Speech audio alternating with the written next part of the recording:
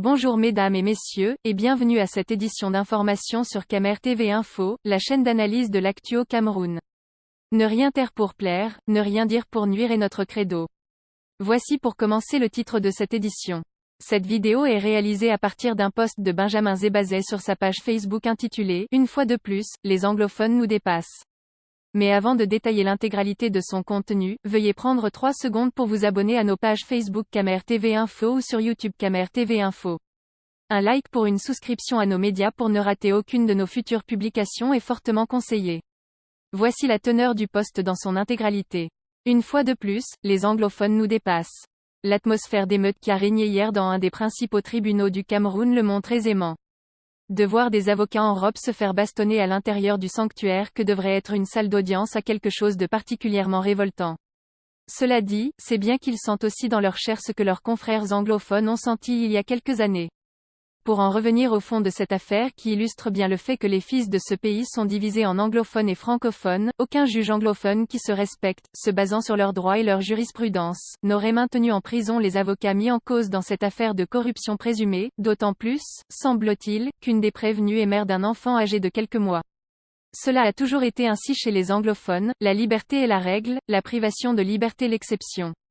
C'est ce qui les sépare de ce qu'un ami de mon père, le Chief Fomanki bien connu à Kumba et à Fontem, qualifiait de « Dan francophone fully pipo, bushman ». Faut-il traduire? Réaction des internautes, David, rappel des faits, un client a donné 3 millions à son avocat pour corrompre le magistrat qui devait par la suite empêcher la prison aux frères du client en question. Chose qui n'a pas été faite. En pleine audience donc, le client dont il s'agit a demandé à son avocat de lui rembourser ces 3 millions que celui-ci avait déjà donnés au magistrat. Mais au lieu que le magistrat se ravive et reconnaît les faits, il condamne plutôt l'avocat mis en cause plus un autre avocat coté dans le dossier.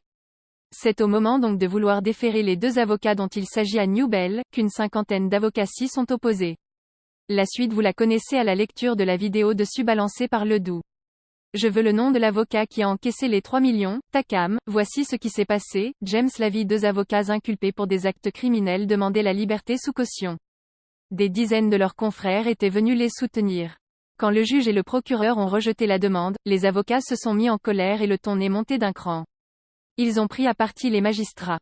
La police est alors entrée en trombe dans la salle d'audience et a commencé à rosser copieusement les avocats en les lançant des lacrymos. Voilà l'histoire, Fabien, et dire qu'il y a des avocats qui justifient le sort de leurs confrères embastillés, si l'avocat qui a une présomption d'innocence et donc le domicile est supposé connu ne peut bénéficier de la liberté, qu'il en aura. Ce pays est entre les mains d'un gang sans pitié, ni éthique. Solange, je ne crois plus du tout à une quelconque différence entre les anglos et les francophones en matière de probité au Cameroun.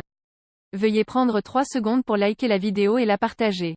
N'oubliez pas de vous abonner à la chaîne YouTube Camer TV Info. À bientôt pour de nouvelles publications. #anglophone génocide.